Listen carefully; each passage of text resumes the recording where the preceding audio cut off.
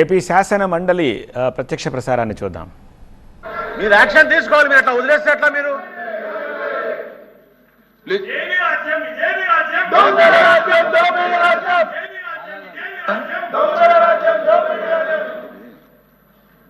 గౌరవ మంత్రి గారు మనోహర్ గారు కూడా ఇంతకుముందు కూర్చోండి, ఇంతకుముందు ఆయన కూడా స్పీకర్ చేశారు, రూల్ కూడా చెప్పారు 260.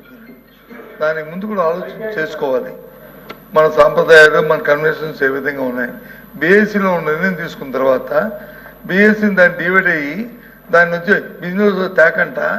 బిజినెస్ తేకుండా కూర్చోమ్మా నీకు ఇస్తారు తర్వాత తేకుండా మరి ఏ విధంగా వాళ్ళు అయ్యారని అధ్యక్ష, దానికి రూల్ లేదా మన రూల్ బుక్లో చెప్పంటారా?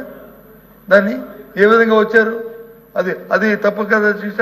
అందుకు కాబట్టి దయచేసి ముందు ఏదైతే మా డిమాండ్ ఉందో బీఎస్సీలో ఏదైతే మనం అంగీకరించామో ఆ డిబేట్ని జరిగి తీరాలి అనేది మా డిమాండ్. ఎందుకంటే ఇది ప్రజల సమస్య, ఇది ప్రజల సమస్య, ఇది యువకులకు రాజకీయమైన సమస్య కాదు. కోట్లాది మంది ప్రజల తాలూకు ఇస్తున్న ప్రజా ఆరోగ్యానికి సంబంధించిన సమస్య. వాళ్ళందరూ ఎంత ఇబ్బంది పడుతున్నారో ఈ సమస్య. కాబట్టి జరగాలి, డిబేట్ జరగాలి. మీరు తీసుకున్న నిర్ణయం ప్రజా వ్యతిరేకంగా రద్దవ్వాలి. అప్పుడే ముందుకెళ్తాం. అంతేగాని మాకు ఇంకో దురుద్దేశం లేదు. అధ్యక్ష చైర్మన్ గారు, అధ్యక్ష మెడికల్ కాలేజెస్ ఇష్యూ మీద షార్ట్ డిస్కషన్ ఒప్పుకోవడం జరిగింది. బిజినెస్ అడ్వైజరీ కమిటీలో కూడా ఓకే చేశాము. కానీ group A group B ministers ఉండటం వల్ల కొద్ది క్లాష్ వచ్చింది. దాని గురించి ఈరోజు కన్ఫర్మ్ చేస్తామని కూడా ఆ రోజు చెప్పాము. ఈలోపు మీరు బీఎస్సీ మీటింగ్ పెట్టారు.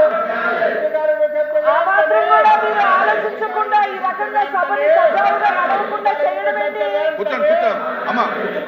రాజేంద్ర ప్రసాద్ గారు With respect to the chair, అధ్యక్ష, ఎల్ఓపి గారు కోట్ చేశారు ట్రెడిషన్స్ గురించి, కస్టమ్స్ గురించి.